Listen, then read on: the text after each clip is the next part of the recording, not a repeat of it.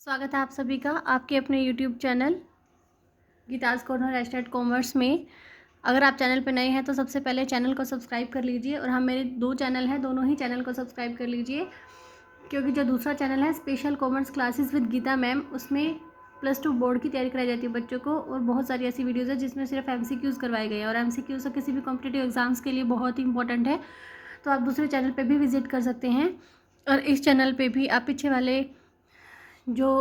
वाले जो वीडियोज़ हैं उनको भी लगातार देखते रहिए, क्योंकि ये बहुत ही हेल्प करेंगे आपके एग्ज़ाम्स के लिए। क्योंकि DSSB के लिए सुनने में आया कि मई में हो सकता है, तो मई अभी ज़्यादा दूर नहीं है, तो प्लीज़ तैयारी अपनी कंटिन्यू रखिए, पीछे वाले वीडियोज़ को भी सुनते रहिए और आगे के लिए भी तैयार रहिए।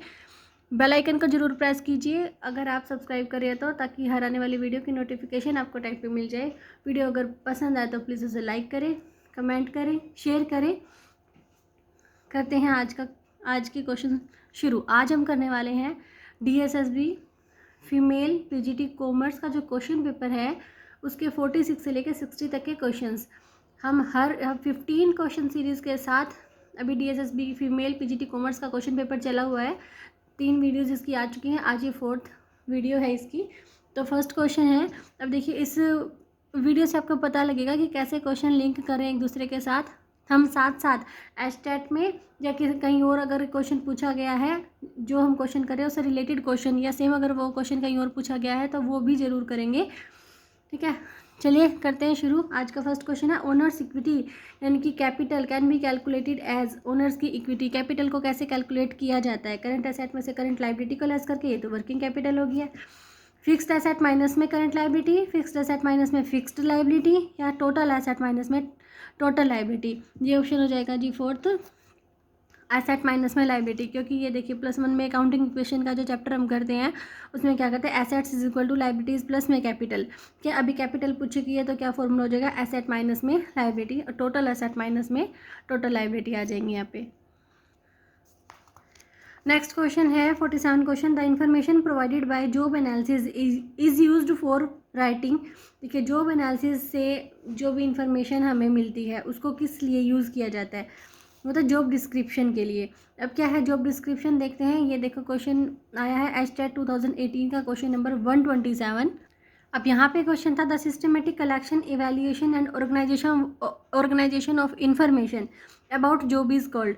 यानी कि जॉब से रिलेटेड जो भी इंफॉर्मेशन है उसको सिस्टम से यानी कि तरीके से इकट्ठा करना, इवेल्युएट करना, ऑर्गेनाइजेशन करना उसका, यानी कि जो भी इंफॉर्मेशन है उसको इकट्ठा करना, मूल्यांकन करना, क्या कहलाता है, वो कहलाता है जॉब एनालिसिस। अब हमारा जो क्वेश्चन है DSSB में वो पूछा गया है कि जॉब एनालिसिस से जो भी इंफॉर्मेशन हमें मिलती है उसको किस लिए यूज़ किया जाता है, जॉब डिस्क्रिप्शन के लिए। तो देखते हैं जॉब डिस्क्रिप्शन का क्या मीनिंग होता है। देखिए फर्स्टली जॉब डिस्क्रिप्शन को और क्या कहते हैं, टर्म्स ऑफ रेफरेंस। अगर क्वेश्चन आ जाए कि टर्म्स ऑफ रेफरेंस किसे कहा जाता है और ऑप्शन में आ जाए जॉब एनालिसिस को, जॉब डिस्क्रिप्शन को, जॉब इवैल्यूएशन को, तो हमें किस पर टिक करना है, जॉब डिस्क्रिप्शन को। टर्म्स ऑफ रेफरेंस, संदर्भ की शर्तें। जॉब डिस्क्रिप्शन को क्या कहा जाता है, terms of reference. Job description होता क्या है, job description is an essential part of the job application process. यानी कि किसी भी जॉब को लेने के लिए ये एक अनिवार्य पार्ट है, एसेंशियल पार्ट है। With the right information, job description में बिल्कुल सही इन्फॉर्मेशन होनी चाहिए। It should help applicants to determine, और ये फिर किसकी मदद करती है, एप्लीकेंट जो भी आवेदक है ना उनकी ये निश्चित करने में मदद करती है कि whether the role is in line with their skills set and whether it is a job they actually want to do. कि इस जॉब के लिए जो भी क्वालिफिकेशन चाहिए क्या हमारे अंदर वो है, यानी कि हमारे पास वो क्वालिफिकेशन है या नहीं, और ये जो जॉब है वो हमारे लिए सूटेबल है कि नहीं। अब जॉब डिस्क्रिप्शन में क्या क्या होता है, देखिए इसमें होता है नेचर ऑफ जॉब की, जॉब किस तरह की है, रिक्वायरमेंट्स होती हैं जॉब की, जॉब के लिए कौन कौन सी रिक्वायरमेंट है, जैसे कि किस किस डिग्री की हमें जरूरत है, फर्म और ऑर्गेनाइजेशन का नाम होता है, प्लेस ऑफ वर्क कहाँ पे है, फिजिकल एनवायरनमेंट होता है, किस किस तरह का फिजिकल एनवायरनमेंट हमें मिलेगा काम करते टाइम, को वर्कर्स एंड ऑफिसर्स के बारे में, सैलरीज एंड फैसिलिटीज़ के बारे में, फ्यूचर प्रोस्पेक्ट के बारे में, और वैकेशंस एंड ऑफ आवर्स के बारे में। सब कुछ किस में लिखा होता है, जॉब डिस्क्रिप्शन में लिखा होता है।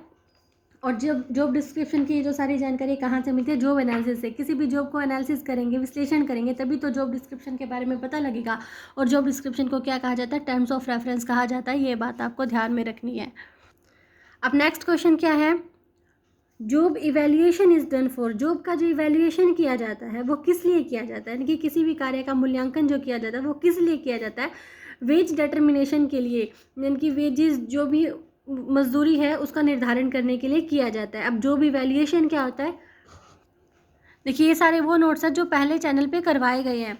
Job evaluation is a process used to collect information. देखिए जॉब का इवैल्यूएशन हो रहा है, मूल्यांकन हो रहा है, यानी कि जॉब से रिलेटेड जो भी इन्फॉर्मेशन है उसको इकट्ठा किया अबाउट द, किसके बारे में, ड्यूटीज़ क्या होंगी, रिस्पॉन्सिबिलिटीज़ क्या होंगी, नेसेसरी स्किल्स क्या हैं, outcomes and work environment of a particular job. Job evaluation क्या is the rating of job. अब क्वेश्चन आ जाएगी रेटिंग ऑफ जॉब किस में दी जाती है, किस में दी जाती है, जॉब इवैल्यूएशन में दी जाती है। जॉब को इवैल्यूएट करेंगे तभी तो उसको रेट करेंगे ना, in an organisation. Next question है, while calculating cost of equity in CAPM model, beta is always taken as 0, beta is always taken as 1, beta is estimated, there is no need of beta. देखिए fourth option तो बिल्कुल ही गलत है कि इसमें beta की ज़रूरत नहीं होती। CAPM मॉडल में बीटा एक अहम भूमिका निभाता है, तो ये ऑप्शन तो ऐसे ही कट हो गया। बच गई 3, इसमें बीटा ना तो बिल्कुल 0 होता और ना ही 1 होता, बीटा इज एस्टिमेटेड होता है। बीटा इज एस्टिमेटेड के ऊपर हम टिक कर देंगे। थोड़ा सा जानते हैं CAPM मॉडल के बारे में। देखिए अब ये क्वेश्चन आ सकता है ना, CAPM capital asset pricing model, ये क्वेश्चन कैसे बन के आ सकता है, अकेले भी पूछे जा सकते हैं कि CAPM मॉडल, CAPM की फुल फॉर्म क्या है, या फिर मैच मेकिंग में भी आ सकते हैं। एक साइड में इनकी शॉर्ट फॉर्म दे देंगे और एक साइड में इनकी फुल फॉर्म दे देंगे और हमें मैच मेकिंग करना होगा। कैपिटल एसेट प्राइसिंग मॉडल, और ये किसने दिया है, इकोनॉमिस्ट है विलियम शार्पे, अमेरिकन थे वो। फॉर्मूला देखिए क्या होता है, फॉर्मूला होता है KE is equal to RF plus beta, beta तो नेसेसरी है, RM माइनस RF। अब ये क्या होता है, KE होती है हमारी एक्सपेक्टेशंस है इक्विटी शेयर होल्डर्स की। देखो इसको ऐसे भी लिखा जा सकता है, एक्सपेक्टेड रिटर्न, एक्सपेक्टेड रिटर्न। अब ये फॉर्मूला लिखा जाए किसका फॉर्मूला है, तो ये किसका फॉर्मूला है, CAPM का, CAPM का। एक्सपेक्टेड रिटर्न को कैसे लिखेंगे, रिस्क फ्री रेट प्लस में bracket beta multiply by market risk premium. देखिए KE expectations of equity share holder, यहाँ पे भी वही है एक्सपेक्टेड रिटर्न, बस ऑफ शेयर होल्डर नहीं लिखा गया, of share holder. Share holder जो है ना उनकी एक्सपेक्टेड रिटर्न होती है कि अगर वो कहीं पे इन्वेस्ट करेंगे तो कितना वो चाह रहे हैं। RF का मतलब क्या है, रिस्क फ्री रेट, ठीक है, फॉर्मूला सेम ही है, वहाँ पे फुल फॉर्म करके दे रखा है, यहाँ पे शॉर्ट फॉर्म में दे रखा है। RF means risk free rate plus में बीटा इंटू, देखिए यहाँ पे भी है प्लस में बीटा इंटू में RM माइनस में RF। RM क्या होती है, expected return of the market, वो है रिटर्न किसकी, इक्विटी शेयर होल्डर्स की, और ये है मार्केट की। RM है expected return of the market minus में रिस्क फ्री रेट, और इसको हम क्या बोलते हैं, RM माइनस RF को हम बोलते हैं market risk premium, market risk premium. तो ठीक है, ये वाला फॉर्मूला दोनों तरह से आपको बता दिया, जैसा है भी हो आपको याद कर लेना। ये शॉर्ट फॉर्म का KE is equal to RF plus में beta into RM minus RF, और यहाँ पे risk free rate plus beta multiply by market risk premium under the bracket, bracket के अंदर आ जाएंगे बीटा और मार्केट रिस्क प्रीमियम की मल्टीप्लिकेशन। चलते हैं नेक्स्ट क्वेश्चन की तरफ। नेक्स्ट क्वेश्चन है, the morale of employees is related to, जो कर्मचारी हैं काम करने वाले हैं उनका हौसला जो है वो किससे रिलेट करता है, एटीट्यूड से। क्या एटीट्यूड यानी कि उनके रवैये से, एटीट्यूड को हिंदी में बोलते हैं रवैया, उनकी अभिवृत्ति या उनकी मनोदृष्टि, जैसे वो किसी चीज़ को देखते हैं, इस एटीट्यूड से उनका मोरल जो है वो बिलोंग करता है, रिलेट करता है। स्किल से नहीं, एम्पैथी से नहीं, और प्रोडक्टिविटी से भी नहीं। अब देखिए होता क्या है morale, employee morale is defined as the attitude. अभी देखिए इसकी फर्स्ट लाइन में ही इसका आंसर आ गया कि मोरल को हमें एटीट्यूड से रिलेट करना है। Employee morale is defined as the attitude या सेटिस्फैक्शन या ओवरऑल आउटलुक ऑफ एम्प्लॉयज़।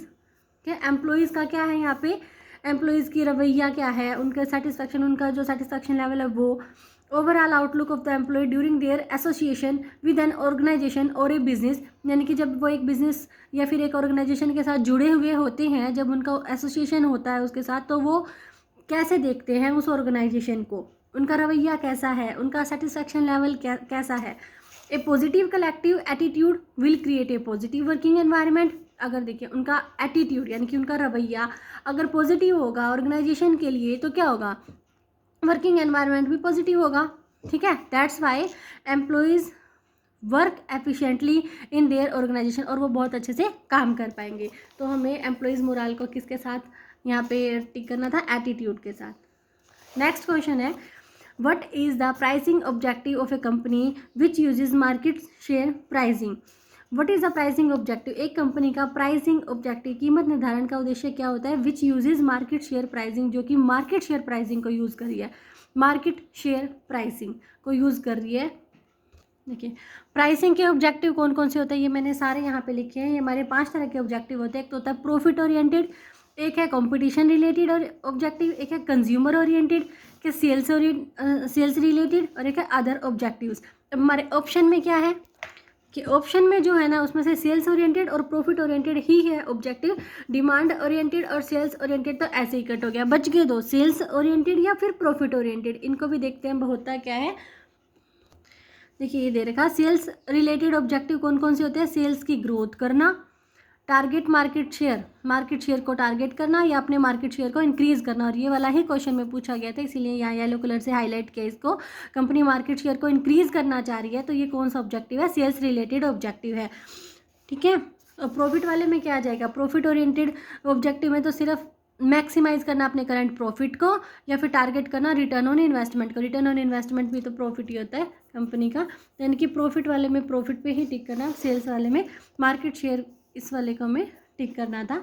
कि कंपटीशन रिलेटेड ऑब्जेक्टिव कौन से होते हैं, कंपटीशन को फेस करना, टू की कॉम्पिटिटर्स अभी अपने कॉम्पिटिटर्स को दूर करना, to achieve quality leadership by pricing में अपनी क्वालिटी को लीडरशिप, यानी कि एक ऐसी क्वालिटी देना जो मार्केट में लीड करे, टू रिमूव कॉम्पिटिटर्स को बिल्कुल ही रिमूव हटा देना मार्केट के अंदर से। कंज्यूमर ओरिएंटेड ऑब्जेक्टिव क्या होता है, कंज्यूमर को बढ़ाना है। देखिए to win confidence of customers, अपने कस्टमर्स का कॉन्फिडेंस है वो जीतना, टू सेटिस्फाई कस्टमर्स को सेटिस्फाई करेंगे तो अपने आप ही कस्टमर बढ़ेंगे ना, और उससे भी कंपनी को फ़ायदा होगा।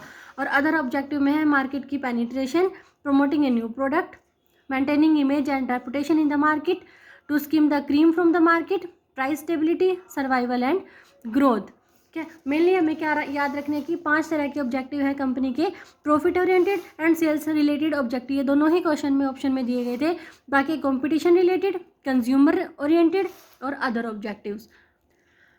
क्वेश्चन को पढ़ते हैं फिर से एक बारी।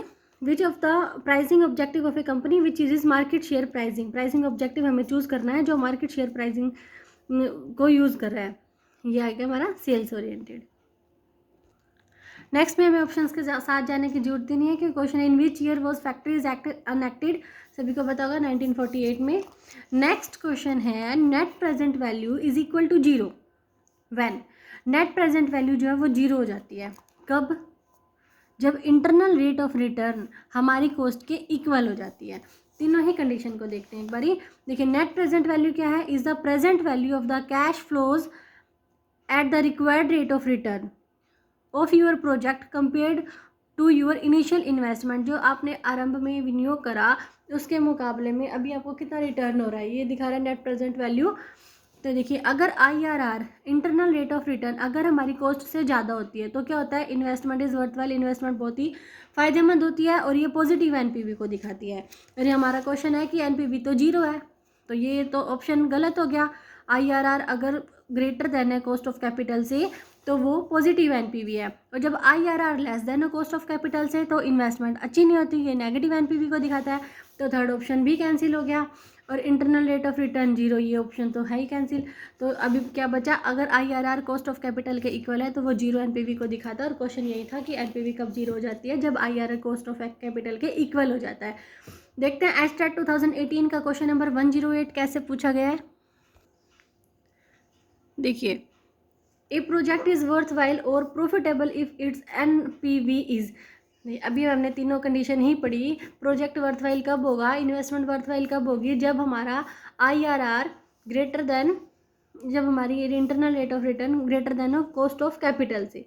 ठीक है, तो ये आ गया ग्रेटर देन 0, यानी कि 0 से जब ज़्यादा हो, इस पर हमें टिक करना था। ऐसे भी क्वेश्चन आ सकता है 0 से कम, 0 से ज़्यादा, 0 के इक्वल, तो ग्रेटर देन 0 पे टिक करना है, तभी हमारा प्रोजेक्ट जो है वो लाभदायक होगा, सार्थक होगा। आज के 15 क्वेश्चंस में मोस्टली क्वेश्चंस एचटेट 2018 के हैं यहाँ पे। अब देखिए नेक्स्ट क्वेश्चन है 360 degree approach is relation to. अब जिसने वहाँ पे अच्छे से वीडियो देखी है ना, समझा, वो एकदम से फटाफट से पहचान लेगा ये क्या है। ये परफॉर्मेंस अप्रेजल है कि जो एम्प्लॉय काम करने वाले हैं उसका 360 डिग्री हर तरीके से उसका इवैल्यूएशन हो रहा है, उसकी परफॉर्मेंस का इवैल्यूएशन हो रहा है, परफॉर्मेंस अप्रेजल आ जाएगा। ऑर्गेनाइजेशन क्लाइमेट ये यहाँ पे नहीं है ठीक, एम्प्लॉय मोरल यहाँ पे ठीक नहीं है, रिट्रेंचमेंट चटनी तो बिल्कुल भी नहीं है। परफॉर्मेंस अप्रेजल होता है, देखिए पढ़ते हैं एक बार वहाँ पे, एस्टेट 2018 का क्वेश्चन नंबर 134। और ये सारे नोट्स एस्टेट वाले जितने भी क्वेश्चन पेपर है ना, इन सभी के नोट्स मेरे टेलीग्राम चैनल पे प्रोवाइड करवाए गए हैं। अगर आपको ये सारी चीज़ें डिटेल में देखनी है तो आप चैनल पे विजिट कर सकते हैं और वहाँ से नोट्स जो है वो ले सकते हैं। क्वेश्चन नंबर और पेपर भी मैं साथ में बता रही हूँ कि मैंने कौन से पेपर से कौन सा क्वेश्चन है ये जिससे ये मैच कर रहा है, तो आप नोट्स में भी इजीली इनको ढूंढ सकते हैं। आप देखिए 360 डिग्री की बात करी गई है क्वेश्चन के अंदर कि ये अप्रोच किससे रिलेट करती है। For the 360 degree performance appraisal of an employee feedback surveys are collected. देखिए फीडबैक सर्वे कलेक्ट किए जाते हैं कहाँ से, फ्रॉम द पीयर्स, उनके साथ काम करने वाले जो भी उनके साथी हैं, दोस्त हैं, मैनेजर से, मैनेजर का मतलब कि सुपीरियर जो भी उनसे ऊपर काम करने वाले हैं, सबऑर्डिनेट जो उनके सहयोगी हैं, टीम मेंबर्स हैं, कस्टमर्स हैं, सप्लायर्स हैं, वेंडर्स हैं, इन सभी से उनके बारे में फीडबैक एक सर्वे किया जाता है। सर्वेज आर कंस्ट्रक्टेड, और सर्वे को कैसे कंस्ट्रक्ट किया जाता है, so as to provide valuable insights and information, इस तरह से बनाया जाता है कि वहाँ से हमें मूल्यवान जो सूचनाएं हैं वो मिल सके, फीडबैक मिल सके regarding the on the job performance of the employee. तो क्वेश्चन में यही था ना, ये परफॉर्मेंस ये अप्रेजल की बात कर रहा है एक एम्प्लॉय के। 360 degree appraisal has 4 integral components. अब ये भी क्वेश्चन में आ सकता है कि कैसे 4 तरह से यहाँ इसको कंपोनेंट्स इसके कौन कौन से 360 डिग्री अप्रोच की। Self appraisal, superior appraisal, subordinate and peers. ठीक है, self, superior, subordinate and peer. देखिए ये 360 डिग्री ओवरऑल उनके बारे में सूचना इकट्ठी की जाती है एम्प्लॉय के बारे में, उनके सुपीरियर से, कस्टमर से, पीयर से, सप्लायर से, सबऑर्डिनेट से, या फिर से ये सप्लायर, पीयर्स, कस्टमर कोई एक तो है नहीं, पीयर कोई एक तो है नहीं, तो जितने भी बंदे हैं सभी से एक एम्प्लॉय के बारे में, एक एम्प्लॉय की परफॉर्मेंस के बारे में जो भी इंफॉर्मेशन है वो इकट्ठी की जाती है। नेक्स्ट क्वेश्चन है हमारा, व्हेन द प्रोडक्शन इंक्रीजेज, जैसे जैसे प्रोडक्शन बढ़ता है the fix cost per unit. देखिए एफसी पर यूनिट पूछी गई है तो इसको ध्यान से पढ़ना है कि फिक्स्ड कॉस्ट पर यूनिट, अगर पर यूनिट नहीं होता तो हम किस पे लगा देते हैं, रिमेन अनचेंज पे, क्योंकि फिक्स कॉस्ट तो कभी भी चेंज होती ही नहीं है, अनचेंज रहती है वो। ठीक है, कितना ही हम प्रोडक्शन को इंक्रीज़ कर लें या डिक्रीज़ कर लें, लेकिन पर यूनिट की बात की गई है, जैसे जैसे प्रोडक्शन लेवल बढ़ेगा तो प्रोडक्शन कॉस्ट जो है वो कम होती चली जाती है, डिक्रीजेज। कैसे, फॉर एग्जांपल पहले 10,000 यूनिट के प्रोडक्शन पर हमारी फिक्स्ड कॉस्ट आती थी 40,000 रुपये, तो पर यूनिट कितना पड़ा वो 40,000 थी, और डिवाइडेड बाय जितने यूनिट्स हम प्रोड्यूस कर रहे हैं तो 4 रुपये के हिसाब से हमारी एफसी पड़ रही थी हमें। लेकिन अब प्रोडक्शन बढ़ के 12,500 यूनिट्स हो गया है, तो अब फिक्स कॉस्ट कितनी है, अब फिक्स्ड कॉस्ट तो उतनी ही है, 40,000 ही है, पर यूनिट कितना चेंज आ जाएगा, 40,000 डिवाइडेड बाय 12,500 यानी कि 3.2 पर यूनिट। पहले कितनी थी 4 रुपये, और अब कितनी हो गया 3 रुपये 20 पैसे, यानी कि जब जब प्रोडक्शन बढ़ेगा एफसी पर यूनिट कितनी हो जाएगी, कम हो जाएगी। और अगर प्रोडक्शन, इसके रिवर्स में भी क्वेश्चन पूछा जा सकता है कि प्रोडक्शन जब कम होगा तो एफसी पर यूनिट क्या हो जाएगी, इंक्रीज हो जाएगी। Next question B inverse relation का है कि व्हेन डेप्ट in the capital structure increase तो WACC पे क्या इफेक्ट पड़ेगा। देखिए कैपिटल स्ट्रक्चर किसका वो टोटल होता है, डेप्ट का और इक्विटी का। क्वेश्चन पूछा कि डेप्ट, अगर कैपिटल स्ट्रक्चर में डेप्ट्स इंक्रीज हो जाते हैं तो WACC पे क्या इफेक्ट। WACC क्या होती है, weighted average cost of capital, weight दिए जाते हैं डेप्ट कितना है, इक्विटी कितना है, और इसकी कॉस्ट हमेशा कम होती है। अगर एक कंपनी अच्छा व्यापार करना चाहती है तो डेप्ट जो है उसे कम कॉस्ट पे लेने होते हैं और इक्विटी की कॉस्ट जो है ज़्यादा होती है। ठीक है, ट्रेडिंग ऑन इक्विटी पे भी आपने पढ़ा होगा कि एक कंपनी ट्रेडिंग ऑन इक्विटी का फ़ायदा तभी ले सकती है जब उसका जो इंटरेस्ट है, जो इंटरेस्ट वो पेड कर रही है डेप्ट को, वो कम हो उसके प्रॉफिट से। ठीक है, प्रॉफिट ज़्यादा हो, इंटरेस्ट कम हो, तभी ट्रेडिंग ऑन इक्विटी का भी कंपनी फ़ायदा ले सकती है। तो यहाँ पे क्या है, डेप्ट अगर बढ़ते हैं तो इसको लेने की कॉस्ट भी कंपनी को वो कम पड़ेगी, इसकी कॉस्ट कम होती है कंपनी को। तो जैसे जैसे ये बढ़ते हैं तो WACC यानी कि weighted average cost of capital हमारी क्या हो जाती है, डिक्रीज हो जाती है। नेक्स्ट क्वेश्चन बहुत ही इंपॉर्टेंट क्वेश्चन है, which among the following is called the soft loan window of the World bank. ये चार जो हमारी एसोसिएशन दी गई हैं उसमें से एक तो एग्रीमेंट है, सर्विस लेवल एग्रीमेंट। हमारी इंटरनेशनल जो एसोसिएशन है वो 3 ही है, इसमें से कहा गया है कि बताइए वर्ल्ड बैंक की सॉफ्ट लोन विंडो कौन सी है। अब पहला क्वेश्चन तो पहला हिंट तो यहीं से पकड़ना है कि वर्ल्ड बैंक से रिलेट कौन कौन करता है। वर्ल्ड बैंक से रिलेट कौन करता है, एक बार देखते हैं अपने नोट नंबर 6 में। देखिए पहले भी हमने ये अपनी वीडियो में करा था कि वर्ल्ड बैंक से जो रिलेट करते हैं ये 5 हमारी ऑर्गेनाइजेशंस होती हैं, ठीक है। इन ऑर्गेनाइजेशंस की फुल फॉर्म भी पेपर में आ सकती है, IBRD, IDA, IFC, MIGA और ICSID। IBRD की फुल फॉर्म क्या हो जाएगी, international Bank for Reconstruction and development, international Bank for Reconstruction and development. IDA international Development association, IFC international finance corporation, MIGA multilateral investment guarantee agency and ICSID means international centre for settlement of investment and disputes. तो बहुत ही अच्छे से ये पांचों याद रखनी है, क्योंकि पेपर में कैसे भी पूछा जा सकता है कि बताओ ये इसमें से एजेंसी कौन सी नहीं है, ऐसे करके भी पूछा जा सकता है। और फिर ऑप्शन देखिए ये भी पूछा जा सकता है कि बताओ इनमें से कौन सी एजेंसी है। तो अभी जैसे क्वेश्चन आया तो इन्होंने वर्ल्ड बैंक से रिलेट कर दिया उसको, तो वर्ल्ड बैंक से रिलेट करते देखिए 2 ऑप्शन हमारे क्वेश्चन के अंदर है, IDA and IFC। IDA and IFC 2 option तो ऐसे ही खत्म हो गए, ठीक है, 2 ऑप्शन तो ऐसे ही खत्म हो गए, बच गई 2, IDA और IFC। अब इसमें से भी कौन सा है, एक बार IDA के बारे में हम पढ़ते हैं। IDA क्या होता है, देखिए IDA the international Development Association is a multinational finance institution. Multinational है, बहुत सारे राष्ट्र हैं इसके अंदर। प्रोवाइडिंग एड सहायता करती है किसकी, टू पुअर कंट्रीज गरीब देशों की, in the form of loans उन्हें लोन प्रोवाइड करके। और फिर सॉफ्ट लोन क्यों बोला जाता है, कम इंटरेस्ट की रेट पे उन्हें जो है वो लोन प्रोवाइड किए जाते हैं। It is also refer to as soft loan window. आ गया, जिसने ये पढ़ रखा होगा वो फटाफट से टिक कर देगा, IDA को ही बोला जाता है soft loan window world bank की। The main purpose of IDA is to provide grants and concessional आ गया ना, रियायती लोन उन्हें दिए जाते हैं। वर्ल्ड पुअरेस्ट कंट्रीज जो संसार के गरीब देश हैं उनकी ये हेल्प करता है IDA international Development association. Second है IFC, ये भी वर्ल्ड बैंक से रिलेट करता है, विश्व बैंक से संबंधित है। फुल फॉर्म है इंटरनेशनल फाइनेंस कॉरपोरेशन। कब एस्टेब्लिशमेंट हुई थी, जुलाई 1956 में। और IFC क्या करता है, अपने सदस्य देशों के यानी कि जो मेंबर कंट्रीज़ हैं उनके जो प्राइवेट सेक्टर है ना, उनके उपक्रमों की वृद्धि और विकास को प्रोत्साहित करता है, ठीक है। IFC ये भी वर्ल्ड बैंक से रिलेट करता है। थर्ड पे है हमारा IMF क्या, इंटरनेशनल मॉनेटरी फंड, हेडक्वार्टर है वाशिंगटन यूनाइटेड स्टेट में। एस्टेब्लिशमेंट हुई है 7 जुलाई 1944 में। और ये जो नोट्स बनाए गए हैं ये सारे एग्जाम्स में पूछे गए क्वेश्चंस हैं, ठीक है, पूछा गया है UGC नेट में कितनी ही बार। और अब देखिए ये DSSB का जो क्वेश्चन पेपर है उसमें भी क्वेश्चन आया है। तो एस्टेब्लिशमेंट हुई है 7 जुलाई 1944 को। काम शुरू कब किया, 1 मार्च 1947 में। तो ये अलग अलग क्वेश्चन पेपर का अलग अलग ये आंसर है। किसी ने एस्टेब्लिशमेंट पूछे तो 1944, काम शुरू किया पूछा तो 1947।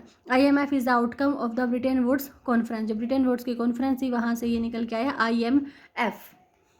देखिए एस्टेट 2017 में क्वेश्चन नंबर 110, इसमें क्या पूछा गया, IDA से रिलेट करता हुआ, the prime object of International Development Association is to. अभी जो हमने पढ़ा कि इंटरनेशनल डेवलपमेंट एसोसिएशन का मेन ऑब्जेक्टिव क्या होता है, जो पुअरेस्ट कंट्रीज हैं उनको रियायती लोन देना, रियायती ऋण उनको प्रदान करना, ये इसका ऑब्जेक्टिव होता है। तो हमें इसी पे ही जो है टिक करना था। Assist the socio economic development of poor Nations by providing soft loans, गरीब देशों को आर्थिक सामाजिक विकास में सहायता करे, नरम ऋण प्रदान करना। तो अभी सॉफ्ट लोन को पढ़ते ही माइंड में आ जाना चाहिए कि IDA जो है वो सॉफ्ट लोन विंडो कहा जाता है। IDA is an international financial institution which offers concessional loans and grants to the world poorest developing countries. IDA is a member of the World Bank group. Founded, अब देखिए इसकी establishment कब हुई, 1960 में। IFC की कब हुई थी, 1956 में। और ये एस्टेब्लिशमेंट भी मैच मेकिंग में आ सकती हैं। हेडक्वार्टर है वाशिंगटन DC यूनाइटेड स्टेट में। पेरेंट ऑर्गेनाइजेशन कौन है, वर्ल्ड बैंक। मेंबर्स हैं 173 कंट्रीज। एंड पर्पज़ क्या है, डेवलपमेंट एड और पॉवर्टी रिडक्शन। अब इन इंटरनेशनल ऑर्गेनाइजेशन से रिलेट करता हुआ एक क्वेश्चन और देखते हैं। ये आया है हमारा एस्टेट 2018 में, क्वेश्चन नंबर 111 क्वेश्चन है, ये भी आपको नोट्स में मिल जाएंगे सारे, कि which one is called Bretton Woods twins. बहुत इंपॉर्टेंट क्वेश्चन है, ब्रिटेन वुड्स ट्विंस किसको कहा जाता है? IMF and IBRD। IMF and IBRD दोनों ही वर्ल्ड बैंक के ऑर्गेनाइजेशंस हैं। IMF फुल फॉर्म है International Monetary Fund, IBRD International Bank for Reconstruction and Development. अब बच गया हमारा फोर्थ ऑप्शन जिसके बारे में हमें पढ़ना है, जो कि कोई ऑर्गेनाइजेशन तो है नहीं, फिर भी इन्होंने ऑप्शन में दे दिया, service level agreement, SLA, service level agreement. क्या होता है ये एग्रीमेंट? थोड़ा सा पढ़ के ही समझ में आ रहा है। सर्विस लेवल, सर्विस के लेवल का पता लगता है। A service level agreement defines the level of service expected bye a customer from A supplier. एक कस्टमर यानी कि जो उम्मीद करता है कि अगर मैं कोई सर्विस ये ले रहा हूँ सप्लायर से, तो उसके अंदर जो है वो उसका लेवल क्या होगा, क्या उसकी एक्सपेक्टेशंस है, वो होती है इसके अंदर। Laying away matrix by which that service is measured, यानी कि एक मैट्रिक्स होती है जिसके अंदर उस सर्विस को मापा जाता है। एंड द रेमेडीज और पेनल्टीज, यानी कि उपचार किए जाते हैं, पेनल्टीज दंड लगाया जाता है। If any should the agreed on service levels not be achieved, अगर सर्विस लेवल अचीव नहीं हो रहे हैं तो पेनल्टी भी लगाई जाती है सप्लायर के ऊपर और रेमेडीज भी दी जाती है कस्टमर्स को। अब ये 3 तरह का होता है, कौन कौन सा होता है? SLA भी क्वेश्चन आ सकता है। SLA कितने तरह का होता है? 3 तरह का होता है, customer based SLA, service based and multi level SLA। Next question भी बड़ा ही इजी है और मैंने पहले नोट्स में भी ये कराया है कि which of the following countries are included in BRICS. पहले नोट्स का ही देख लेते हैं। ये देखिए, एस्टेट से तुरंत पहले जो 2 वीडियोस आई थी नोट्स की, उसमें ये कराया था BRICS. B for Brazil, R for रूस, I फॉर इंडिया, इनकी भारत, C फॉर चीन, S फॉर साउथ अफ्रीका। तो अभी जो ऑप्शन स्टार्ट करना है वो कहाँ से स्टार्ट करना है? ब्राज़ील से, और ख़त्म किस पे करना है? साउथ अफ्रीका पे। देखिए, ब्राज़ील से स्टार्ट हो रहे हैं, दो तो अपने आप ही कैंसिल हो गए। ब्राज़ील, ये सूडान पे ख़त्म हो रहे हैं, साउथ अफ्रीका पे। तो सेकंड वाला ऑप्शन चला जाएगा ब्राज़ील, रशिया, रूस, इंडिया, भारत, चाइना, चीन, साउथ अफ्रीका। ठीक है। नेक्स्ट क्वेश्चन है 59 question, which among the following give the concept of human relation. Human relation की ये अप्रोच किसने दी है? ठीक है, ये वाला भी जो आया था एल्टन मेयो, लेकिन ऑप्शन में आए थे ये एल्टन मेयो। वैसे एचटेट का जो क्वेश्चन पेपर करा था, यानी कि ह्यूमन रिलेशन की अप्रोच किसने दी? एल्टन मेयो ने दी। और ह्यूमन रिलेशन ये मैंने वहाँ पे नोट्स में करवाया था कि ह्यूमन रिलेशन अप्रोच को और कौन सी अप्रोच भी बोलते हैं, ये भी क्वेश्चन में आ सकता है। कि क्लिनिकल अप्रोच किसने दी? एल्टन मेयो ने दी। अब क्लिनिकल अप्रोच देखते हैं, अरे ये क्लिनिकल अप्रोच क्या है, ये तो हमने पढ़ी नहीं। ठीक है, तो न्यू क्लासिकल अप्रोच, और एक तो याद रखना कि 1930 के आसपास ये आई है। और न्यू क्लासिकल अप्रोच और क्लिनिकल अप्रोच भी इसको बोला जाता है। ह्यूमन रिलेशन अप्रोच किसने दी? एल्टन मेयो ने दी। हार्थन स्टडीज़ इन्होंने किए थे। देखिए, human relation approach was founded by sociologist George Elton Mayo. Full name क्या है इनका? George Elton Mayo. In the 1930s following a series of experiment, पूरे एक्सपेरिमेंट करे थे इन्होंने और पूरी एक सीरीज यूज़ की जिसको क्या बोला जाता है? हॉर्थन स्टडीज़। ये भी क्वेश्चन में कितनी बार पूछा गया है कि एल्टन मेयो ने कौन से प्रयोग किए थे? हॉर्थन स्टडीज़ किए थे, हॉर्थन प्रयोग किए थे इन्होंने। Which focused on exploring the link between. अब ये क्यों किए थे? ये किस किस के बीच में लिंक दिखाते हैं? ये क्वेश्चन भी आ सकता है। Employee satisfaction and work place productivity, यानी कि वर्क प्लेस जहाँ पे वो काम कर रहे हैं, जहाँ पे वो प्रोडक्शन कर रहे हैं, उस वो वर्क प्लेस यानी कि वहाँ का एनवायरनमेंट कैसा है, ये और एम्प्लॉय सेटिस्फैक्शन इन दोनों को जोड़ता है। यानी कि एम्प्लॉयज़ जितने सेटिस्फाई होंगे वो उतना ही अच्छा काम कर पाएंगे। एम्प्लॉयज़ को क्या है, बिल्कुल मशीन नहीं समझना चाहिए, उनके अंदर भी वो एक इंसान है, उनके अंदर फीलिंग्स हैं, उनकी फीलिंग्स की जो है कदर करनी चाहिए, उन्हें अच्छा एनवायरनमेंट दिया जाना चाहिए जिससे वो अच्छे से प्रोडक्टिविटी में अपना पार्टिसिपेट कर पाएंगे। तो ये दिए थे एल्टन मेयो ने ह्यूमन रिलेशन अप्रोच, जिसको क्या बोला जाता है? न्यू क्लासिकल अप्रोच या क्लिनिकल अप्रोच भी जिसे बोला जाता है। 1930 में आई थी। हॉर्थन स्टडीज़ इन्होंने किए थे। सारे ही क्वेश्चन इंपॉर्टेंट है और ये किस में लिंक दिखा रहे हैं? एम्प्लॉय सेटिस्फैक्शन में और वर्क प्लेस प्रोडक्टिविटी में। नेक्स्ट क्वेश्चन तो टिट के आया है स्टेट 2018 क्वेश्चन नंबर 110 में। What are SDRs popularly known as. SDR को क्या कहा जाता है? पेपर गोल्ड कहा जाता है। तो पढ़ते हैं अपने उन्हें नोट से। देखिए, मैं फिर से कह रही हूँ, अगर आपको ये सारे नोट्स जो हैं वो चाहिए हैं तो आप टेलीग्राम चैनल पे विजिट कर सकते हैं। नेम है गीताज कॉर्नर एस्टेट कॉमर्स, जहाँ पे आपको बिल्कुल टिटो जो भी मैंने अपनी वीडियोस में कराए हैं सारे वो ही नोट्स मिलेंगे, कुछ भी मैंने छिपाया नहीं है। आप अच्छे से तैयारी कर सकते हैं। तो SDRs are popularly known as paper gold. SDR की फुल फॉर्म पूछी जा सकती है, special drawing rights. Special drawing rights, ठीक है। अब SDR है क्या? देखिए, ये एक खास तरह की रिजर्व मुद्रा है। रिजर्व मुद्रा है।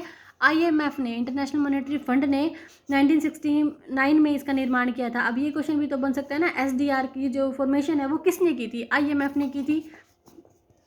जैसे डॉलर में और सोने में उतार चढ़ाव चलता है, उसे देखते हुए डॉलर और सोने में जिस तरह से उतार चढ़ाव चलता रहता है, उसे देखते हुए इस तरह की मुद्रा की ज़रूरत महसूस हो रही थी। इसी को देखते हुए IMF ने इसका निर्माण किया। SDR, special drawing rights, IMF, international Monetary fund द्वारा कृत्रिम तौर पर तैयार की गई खास तरह की रिजर्व मुद्रा है। अब ये क्वेश्चन भी तो आ सकता है ना, मैं इसमें से कौन सी ऐसी मुद्रा है जो कृत्रिम तौर पर तैयार की गई है? SDR। इसे राष्ट्रों की मुद्रा का भंडार भी कहा जाता है। राष्ट्रों की मुद्रा का भंडार किसे कहा जाता है? SDR को कहा जाता है। देखिए, नोट्स में से कितने सारे क्वेश्चन निकल के आ रहे हैं। राष्ट्रों की मुद्रा का भंडार किसे कहा जाता है? SDR को कहा जाता है। SDR को फॉर्मेशन किसने किया था? कि इसकी फॉर्मेशन IMF ने, इंटरनेशनल मॉनेटरी फंड ने कब की थी? 1969 में की थी। फुल फॉर्म क्या है? स्पेशल ड्राइंग राइट्स है। SDR का इस्तेमाल इंटरनेशनल लेवल पर लिक्विडिटी बढ़ाने के लिए होता है, ताकि इस रिजर्व मनी का इस्तेमाल कॉम्प्लीमेंट्री मुद्रा के रूप में किया जा सके। हालांकि यह मुद्रा डॉलर या सोने की तरह लोकप्रिय नहीं है, पॉपुलर नहीं है, लेकिन फिर भी वैश्विक अर्थव्यवस्था में इसका एक स्थान है। डॉलर एक तरह से वैश्विक मुद्रा है जो किसी भी देश में आसानी से परिवर्तन यानी कि कन्वर्टेबल है। लेकिन SDR उस तरह की मुद्रा नहीं है, बल्कि एक खास तरह की मुद्रा है जिसे IMF अपने सदस्य देशों की सरकारों को खुद ही उपलब्ध करवाता है। तो ऐसी कौन सी मुद्रा है जिसे IMF खुद ही उपलब्ध करवाता है? वो है हमारा पेपर गोल्ड, यानी कि SDR, special drawing right. IMF ने 1969 में फॉर्मेशन की थी। आज की थी ये वीडियो। अगर आपको पसंद आए तो प्लीज़ वीडियो को शेयर करें, लाइक करें, कमेंट करें और मेरे टेलीग्राम चैनल पे विज़िट करना ना भूलें, ठीक है। चैनल पे नए हैं तो सब्सक्राइब कर लें। मिलते हैं अगली वीडियो में नेक्स्ट ही जल्दी ही। Till then, bye bye.